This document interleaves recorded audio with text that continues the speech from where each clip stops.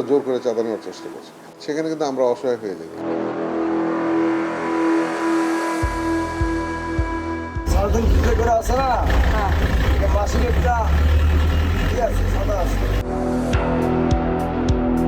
Police টাকা আদায় করে বা পুলিশের চাঁদাবাজির যে বিষয়টা আছে, এটা কিন্তু আসলে অনেক দিনের অভিযোগ।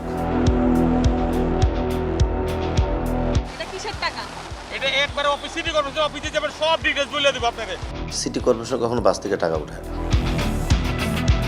কোনো স্ট্যান্ডে নয়, মহাসড়কের মাঝপথেই দাঁড় করানো হচ্ছে লোকাল থেকে দূরপাল্লা সব ধরনের বাস।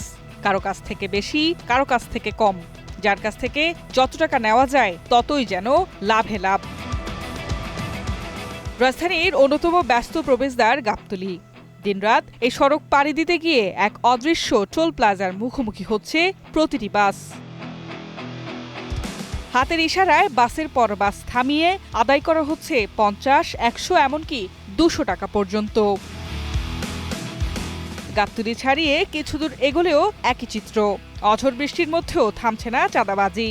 সড়কে দাঁড়িয়ে হাত তুলে বাস থামানোর পর নেওয়া হচ্ছে এই টাকা। এটা কিসের টাকা? এটা একবারে সিটি কর্পোরেশন অফিসে যাবেন, সব ডিটেইলস বলে দেব আপনাকে, ওইখানে যান। অভিযোগের বিষয়ে জানতে চাইলে সিটি কর্পোরেশন বলছে, বাস স্ট্যান্ড ইজারা দেওয়া হলেও সড়কে চাঁদা আদায় তাদের দায়িত্ব নয়। সুনির্দিষ্ট তথ্য পেলে নেওয়া হবে কঠোর ব্যবস্থা। বাস থেকে চাঁদা আদায় করা সিটি কর্পোরেশনের দায়িত্ব না।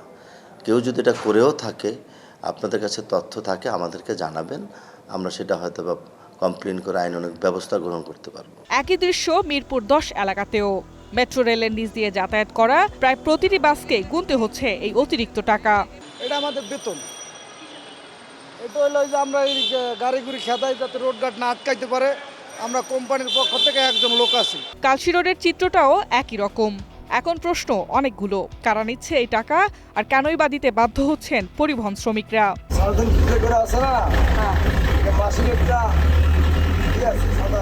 প্রশ্নের উত্তর খুঁজতে ডিএমপি ট্রাফিক বিভাগের ঊর্ধ্বতনের মুখোমুখি গ্রিন নিউজ টিম। ট্রাফিক বিভাগও বলছে, সুনির্দিষ্ট অভিযোগ পেলে ব্যবস্থা নেওয়া হবে। আমাদের এই চেয়ার থেকে আমরা এটাকে মোটো সমর্থন করি না, এবং দেখতে হবে যে এগুলো পরিমাণ কমে এসছে কিনা এবং আমরা যথাযথ ব্যবস্থা নিচ্ছি কিনা।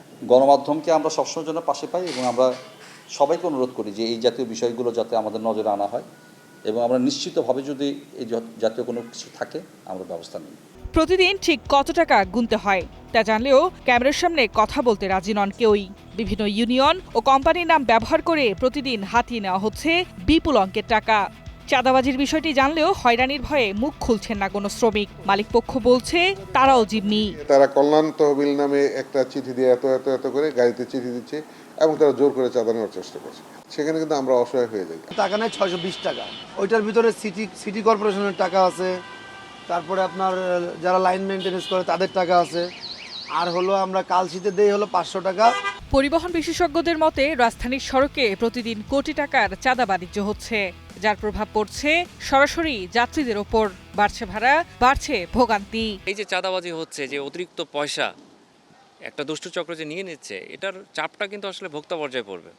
এই জন্যই সরকার কিন্তু কাগজে কলমে আমরা দেখি ভাড়া নির্ধারণ করে দেয়, কিন্তু বাস্তবায়ন করতে গেলে হোঁচট খেয়ে যায়। টার্মিনাল হোক বা সড়ক, দিনের পর দিন চলা এই দৌরত্ব থামাতে ঠিক কবে নাগাদ কার্যকর পদক্ষেপ নেবে সংশ্লিষ্ট কর্তৃপক্ষ, সে প্রশ্ন এখনো থেকেই যাচ্ছে। এই যে মিতু, গ্রিন নিউজ, ঢাকা।